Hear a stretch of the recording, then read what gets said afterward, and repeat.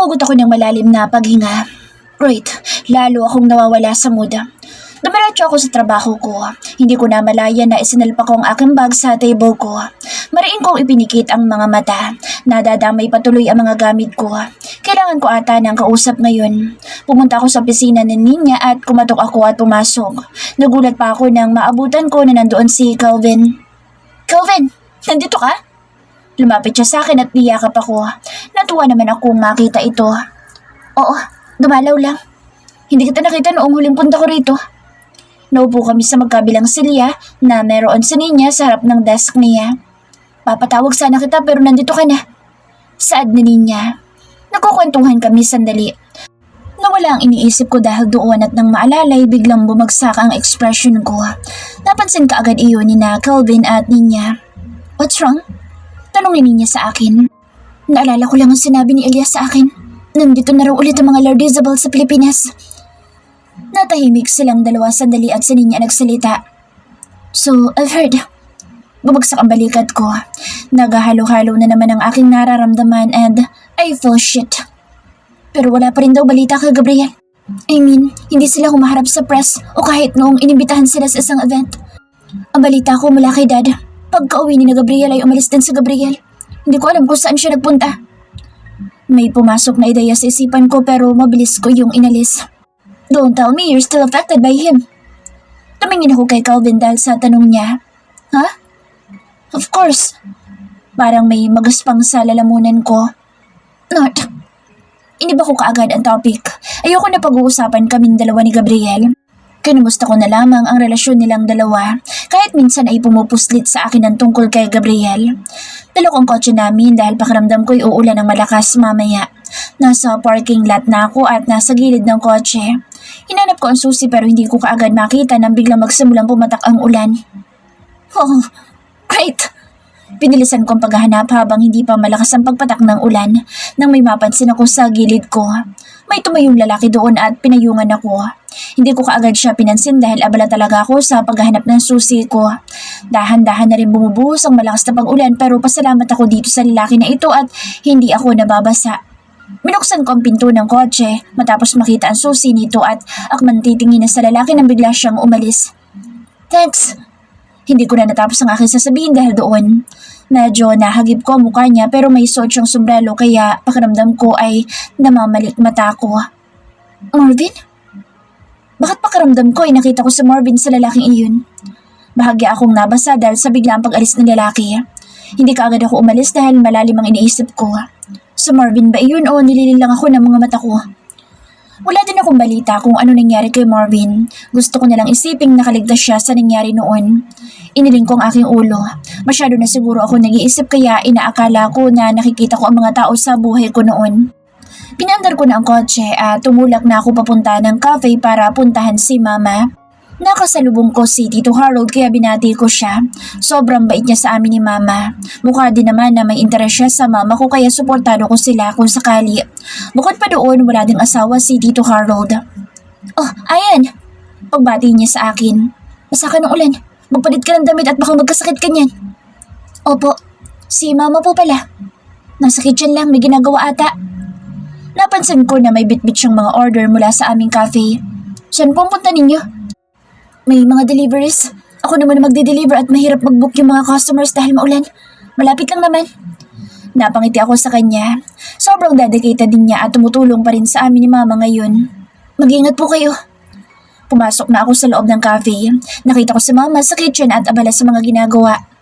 Ma, may extra shirt ka ba? Nabasa kasi ako ng ulan. Ha? Oo, dyan sa locker natin. May extra t-shirt ako. Pumunta ako doon para magbihis. Panay pa rin ang pagbuntong hininga ko dahil sa mga sinabi ni Elias. Ayoko mang magpa-apekto pero hindi ko maiwasan. Ano na naman ginagawa mo? Aba, harassment na ito ah! Narinig ko ang boses ni Mama kaya lumabas ako. Naabutan ko na naman yung babaeng naghahabol sa lupa. Pinapaalala ko lang sa inyo na may gustong bumili ng lupa na ito. Mas maganda na umalis na kayo dito. Mabilis ako naglakad at hinarap ang babae. Hindi kami aalis unless may court order na nagpapaalis sa amin at mapatunayan mo na sa iyo ito. Bakit magbalik ka ng balik? Akala ko ba'y see you in court? Bakit nandito ka na naman? Humakbang papalapit sa akin ng babae pero hindi ako nagpatalo. Kung ako sa'yo, papayag na ako na umalis ngayon kaysa mapahiya ka lang sa korte. Mas pinili ko na ngumiti sa kanya kaysa ang patulan ng galit niya. Well, sigurado naman ako na hindi ako mapapahiya. Nagtagis ang kanyang bagang. Well, we'll see. Desperada. Tinalikuran niya ako pero hindi ko hahayaan na tawagin niya akong desperada. Kung may desperada man dito, hindi ba at yun ay yung taong pabalik-balik sa property ko at nagka-claim na kanya kahit hindi naman? Galit na tumingin sa akin ang babae. Ano sinabi mo? Wala kang respetong bata ka. Sunugod ako ng babae pero bago pa siya makalapit ay may humila na sa kanya. Hoy Bernadette, kung may problema ka, akong harapin mo. Ano ginagawa mo dito? Nanlaki ang aking mga mata nang makita ko kung sino ang dumating. Si Mrs. Angeles. Mrs. Angeles! Tuwang-tuwa kong bigkas sa kanyang pangalan. Anong ginagawa mo dito? Tanong ng babae.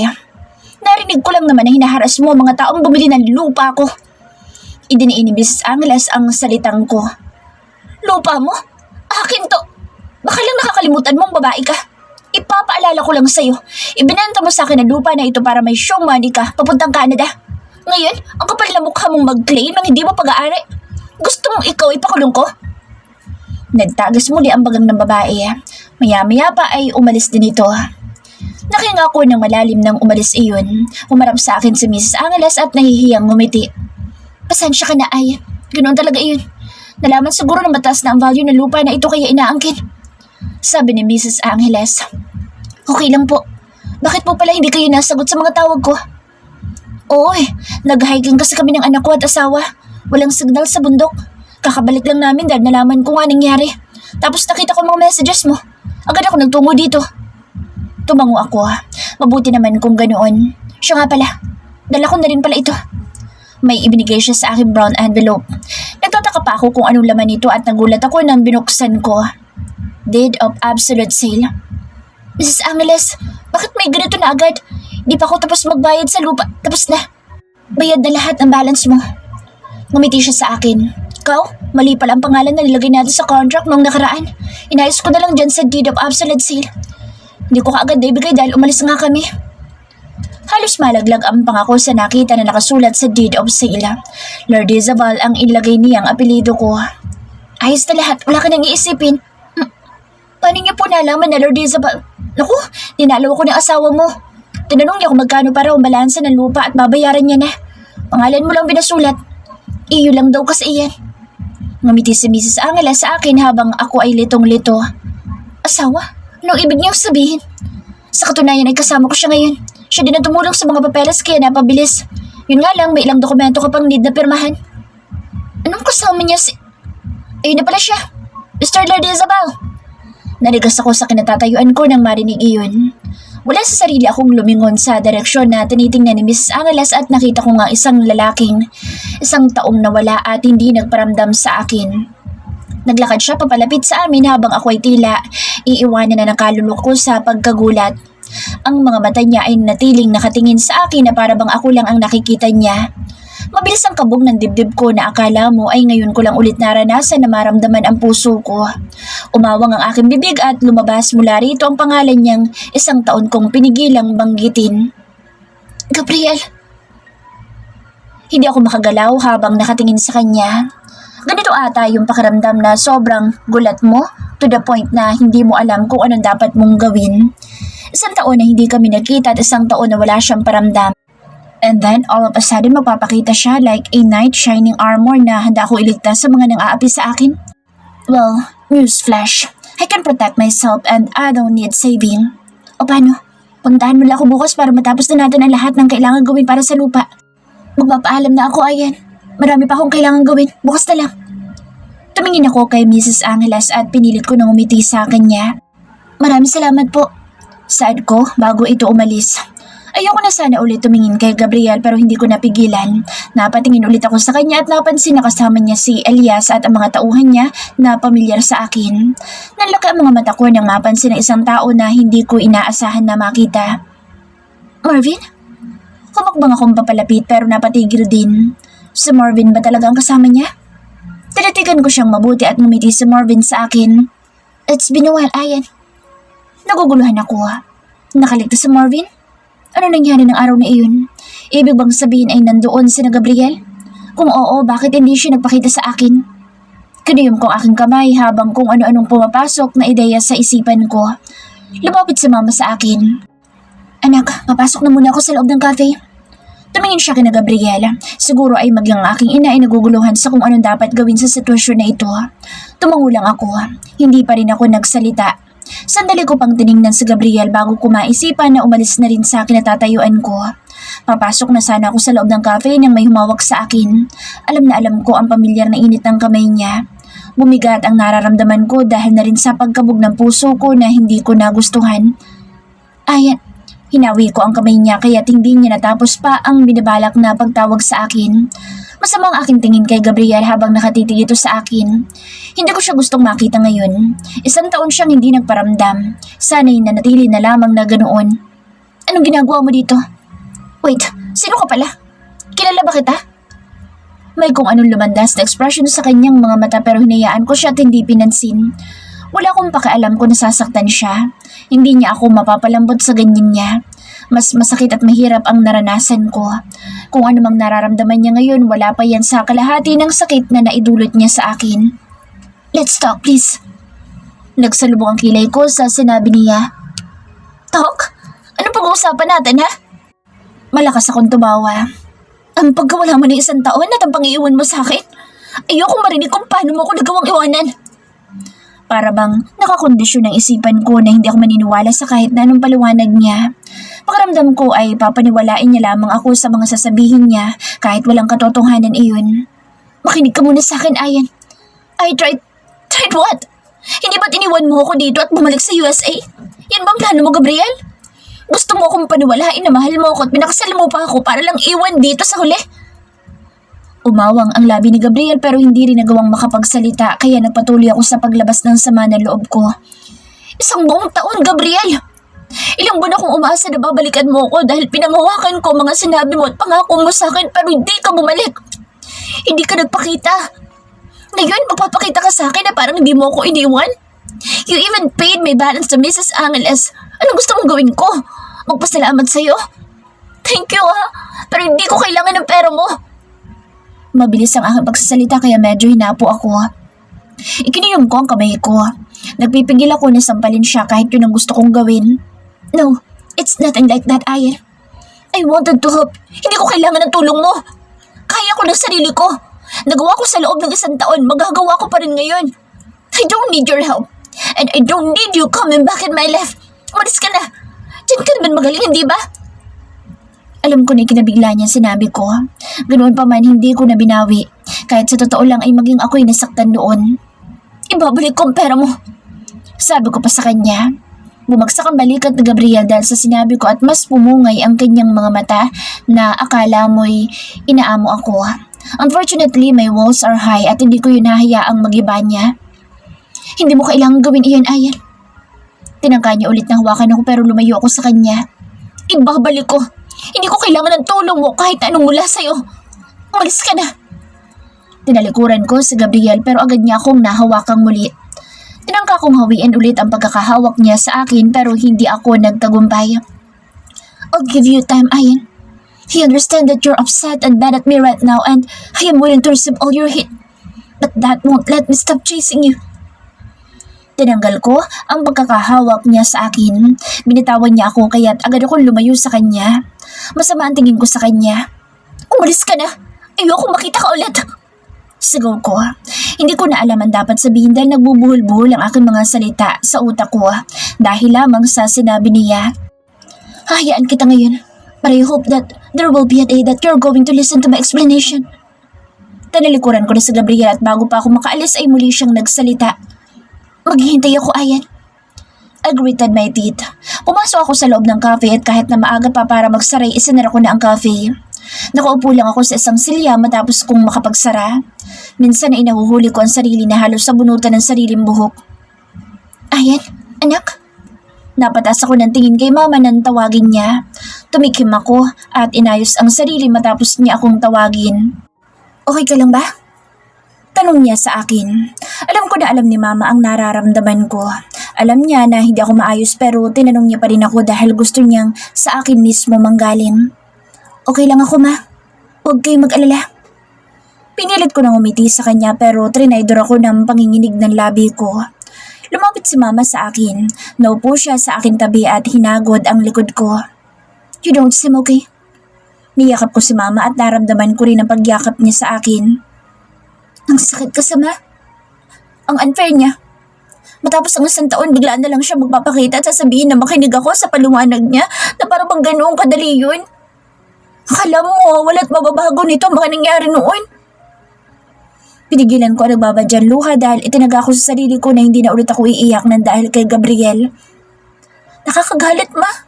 Matapos ang lahat, magpapakita siya na parang walang nangyari. I bet hindi niya alam ang nangyari sa anak namin.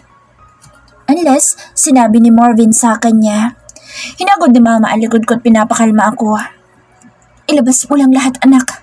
Nandito lang sa mama. Tinapik-tapik ni mama ang likod ko.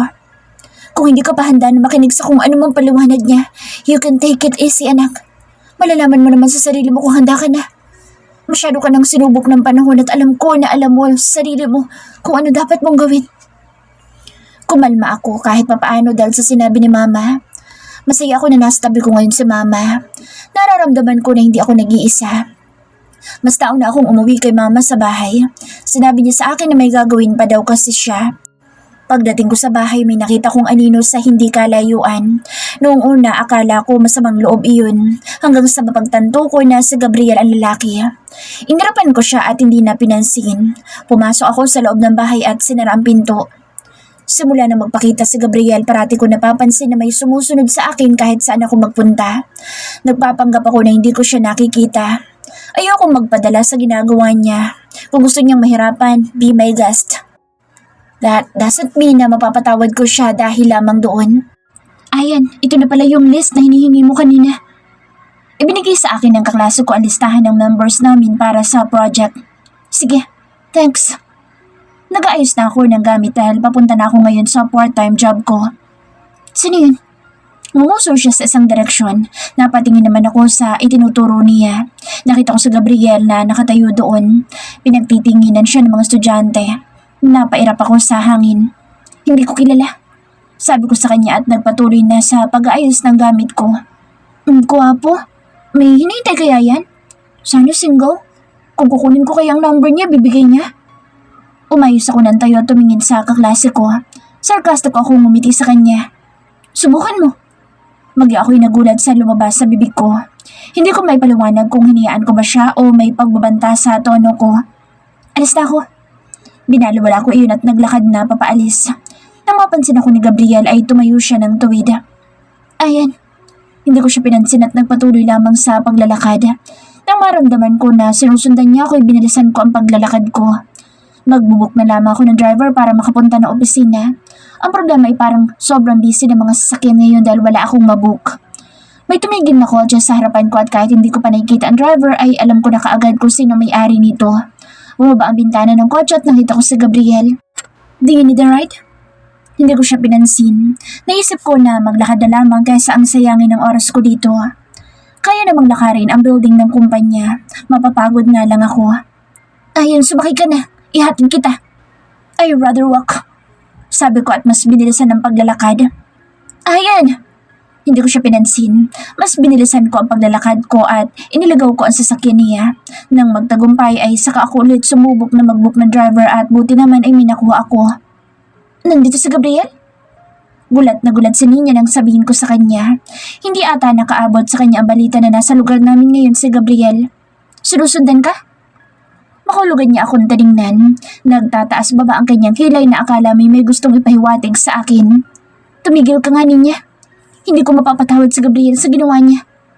Nandahil sa pang-iiwan niya, hindi ko na nagawang makasabang anak ko. Wala naman ako sinabi. Umayos siya ng pagkakaupo. Pero nag-usap na ba kayo? Ano naging paliwanag niya? Nagkabit balikat ako. Hindi pa. At wala din akong balak na makinig sa kanya.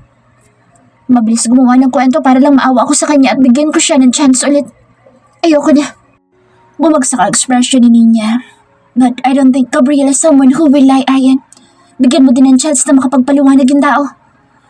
Hindi ako nagsalita dahil ayoko talagang makinig sa sasabihin ni Gabriel. Pero hayaan mo muna siyang maghirap. Ikaw lang ang hinabon niyan eh. Gusto kong makita kung paano siya maghabol sa babae. Humagikik si Ninya. Inilingan ko siya dahil sa sinabi niya. Tumulong ulit ako sa cafe. Habang nag-aayos ng mga pastries, may pumasok na customer. Welcome. Natigilan ako na makita ko kung sino siya. Nakita ko si Marvin. Nanlaki ang aking mga mata nang makita ko siya. Ngumiti siya sa akin at kinawayan ako. Agad naman ako lumapit sa kanya. Marvin! Hindi pa kami nakakapag-usap simula na magkita kami noong nakaraan dahil na rin sa pag-iwas ko kay Gabriel. Hi! Pagbati niya sa akin. Agad ko siyang inimbitahan na maupo sa isang bakanteng silya. Kumuha din ako ng may inom at pagkain para sa kanya. Thank you. Sabi niya nang makita ang mga inihanda ko. Naupo ako sa kabilang bahagi at umarap sa kanya. Kumusta? Okay naman. Tanikman niya ang kape na inihanda ko sa kanya at ganoon na din ang pastry. Masarap to ah. Ikaw ba ang gumawa nito? Ngumiti ako sa kanya. Yung kape lang, si mama nagbe-bake. Tumangutango si Marvin. Masaya ako na makita siya dahil inakala ko talaga na wala na si Marvin dahil sa naging pagsabog. I'm glad he's alive. Akala ko ay namatay ka sa pagsabog noon. Hindi ko na napigilan ang aking sarili at sinabi ko iyon. Tumingin si Marvin sa akin at bahagyang bumagsak ang expression niya. Ako rin. Panimula niya. Hindi ko akalain na mabubuhay pa ako matapos yun. Akala ko yung katapusan ko na rin. Baka nga hindi ko pa oras. Marahan siyang humalakhak. Ngumiti lamang naman ako. Sandali kaming napatigil at natahimik. Huminga ng malalim si Marvin. Siguro, alam mo na ang dahilan kung bakit ako naririto.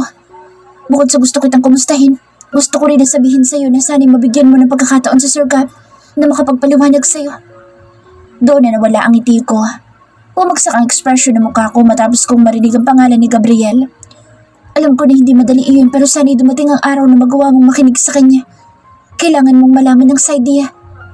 Ikiniling ko ang ulo ko at tumalukip-kip. Nandito ka ba para sabihin iyan? Kung ganoon, bakit hindi ikaw magsabi sa akin ng side niya? Ngumiti si Marvin pero may halong lungkot. I can't. I am in no position to tell you that, Ayan. Ang masasabi ko lang, bigyan mo din sana ng pagkakataon na mapakinggan si Sir Gab. After that, saka ka magdesisyon kung totoong baliwala na siya sa buhay mo. Alam ko na hindi madali ang napagdaanan mo but I will also not invalidate what happened to him. He suffered too. Ngumisi ako matapos ang narinig. Maybe that's his karma. Sabi ko. Tumango si Marvin. Siguro nga. Pero kung malalaman mo nangyari, masabi mo pa kaya iyan? Tumayo si Marvin. Nakatingin lang ako sa kanya. Hindi niya ako pinadala dito para kumbinsihin ka. Kusa ako nagpunta dito para makausap ka. Thank you for the food, Ayan. Sana'y mapag-isipan mo sinabi ko. Isang beses pa nang umiti si Marvin sa akin bago siya umalis. Nanatili lamang ako nakaupo doon at nakatulala. Bakit? Ano pa bang mas ilalalang nangyari kay Gabriel kaysa sa nangyari sa akin? Kung kakausapin ko siya, may babalik ba nito ang mga panahong nagkahiwalay kami? May babalik pa ba nito ang anak ko? Anong saysay kung mag-uusap kami at makikinig ako sa kanya? Kahit naman anong mangyari, hindi na nito maibabalik sa dati ang lahat. Halos matawa ako sa sarili. I really closed my heart, ha? Ganito na ba ako katakot maniwala sa ibang tao at pakiramdam ko ay kasinungalingan lamang ang sasabihin nila sa akin? I trusted too much before I loved so much too. Ano nangyari? Nasaktan ako ng sobra. Binubuo ko palang ulit ang sarili ko. I don't think I can risk being broken again. Parati ko pa rin nakikita si Gabriela. Simula na magpakita siyang muli sa akin, lagi na siyang nasa paligid. Siguro ay hindi siya lumalapit sa akin dahil alam niyang galit ako sa kanya. Good to know na aware siyang galit ako sa kanya at mas magagalit lang ako kung lalapitan niya ako. My life was miserable when he abandoned me, and now that I am slowly fixing my life, he's going to show up and make me miserable again. Hindi ko nahahayaan na magawa niya pa iyon. Wala akong pasok ngayong araw dahil Sabado kaya't maghapon ako dito sa cafe. Since tapos na rin naman na ang problema sa lupa, hindi ko na kailangan makipagkita kay Elias. Bumantong hininga ako. Ang iniisip ko na lamang ay kung paano makababayad ng utang ko kay Gabriel sa lalong madaling panahon. Ayokong patagalin ang pagbabayad ko sa kanya. Ayoko magkaroon ako ng utang na loob. Abala ako sa cafe dahil na rin sa dami ng customer ngayong araw. Ganito talaga kapag weekend, maraming tao dito. Total of 514 pesos po. Cash or card payment po? Nasa cashier ako ngayon at ako ang kumukuha ng order ng mga customer namin. Masaya naman ako sa ginagawa at matagal ko rin naman ang pangarap ang ganito. Hindi man ako naging doktor kagaya ng unang pangarap, masaya ako na makapagtayo ng bagong business. Nang medyo humupa ang pagdating ng customer, nagawa ni Mama na lumabas ng kitchen. Anak, pwede ba kitang mautusan? Wala kasi sa Hulyo eh, may ipabibili lang akong ilang ingredients sa grocery. Tumango ako kay Mama. Sige Ma, wala na rin namang masyadong customer. Ano po bang mga bibilhin? Binigyan ako ni Mama ng mga listahan ng mga bibilhin ko sa grocery store. Dalhin mo ng kotse natin. Wag na Ma, malapit lang naman. Maglalakad na lang ako. Exercise na din. Tinanggal ko ang apron at naghahanda na sa pag-alis ko.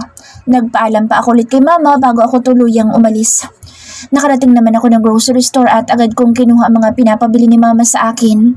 Kumuha na rin ako ng ilang makakain ko dahil pakiramdam ko ay magugutom ako mamaya. Nagbayad ako sa cashier at umalis na.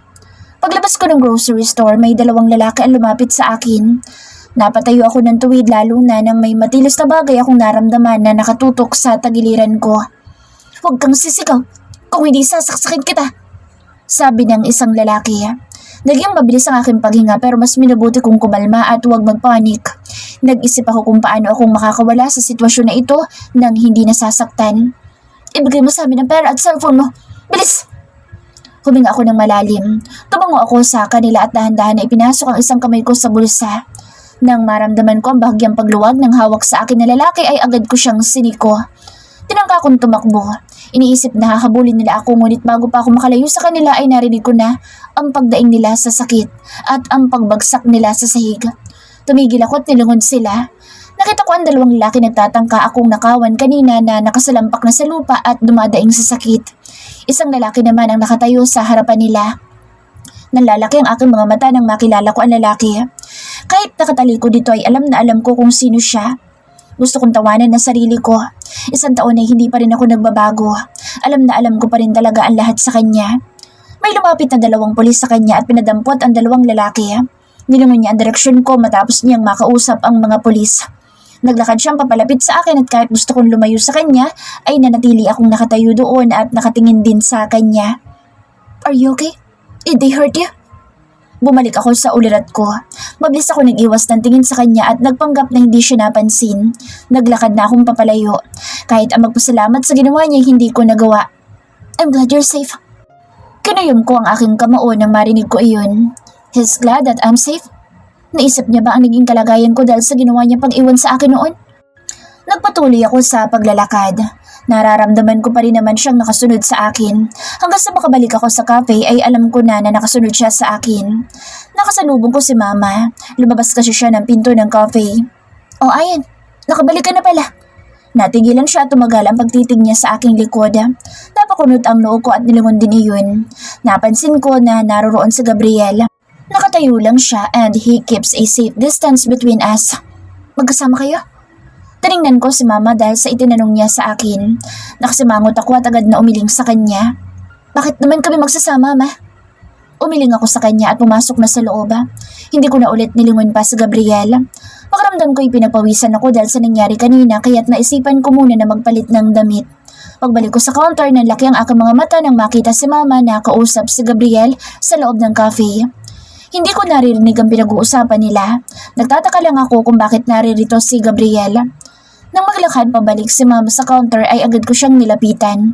Naghahanda siya ng isang slice ng cake at inutusan niya isang barista namin na maghanda ng ice americano.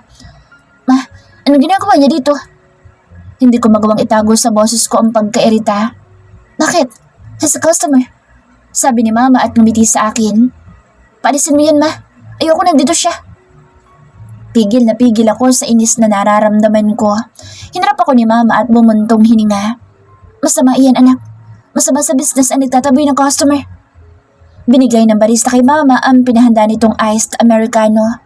Besides, customer daw siya ngayon at hindi stalker mo. Ngumiti si Mama sa akin. Laglag naman ang aking panga dahil sa kanyang sinabi. Masama ang tingin ko kay Mama at kay Gabriel na nag-uusap pa ngayon. Tumingin si Gabriel sa akin kaya mabilis ako nag-iwas. Ayoko namang isipin niya na tinitingnan ko siya. Nag-vibrate ang aking cellphone dahil sa isang notification. Mula ito sa reminder ko. Nanlaki ang aking mga mata nang makita ko kung anong reminder iyon. Hindi ko nakakalimutan ang araw na ito pero siguro dahil medyo distracted ako dahil kay Gabriel, halos mawala sa isipan ko. Mabuti na lang din talaga at may reminder ako. Mika's first birthday. Natigilan ako habang tinitingnan ang notification na iyon sa cellphone ko. Para bang bumalik ang sakit ng mga nangyari, 1 taon na ang nakalilipas. 1 taon na pala akong nangungulila sa anak ko. Ayan, okay ka lang? Hindi ko napansin si mama na nakabalik na pala sa tabi ko dahil sa notification na iyon sa aking cellphone. Malapit na pala ang birthday ni Mika. At kung totoong patay na ang anak ko, it's her death anniversary too. Parang ang hirap huminga nang mapagtanto ko iyon. Bumakas ang lungkot sa mukha ni mama nang marinig ang sinabi ko. 1 taon na pala. Sabi ni mama sa isang malungkot na boses. Tumingin ako kay mama at tipid na ngumiti. Ma, sa isang araw baka pumunta ako ng isla. Dadalaw lang ako doon. Tumango si mama sa akin. Alam niya kung gaano kaspesyal ang araw na iyon sa akin.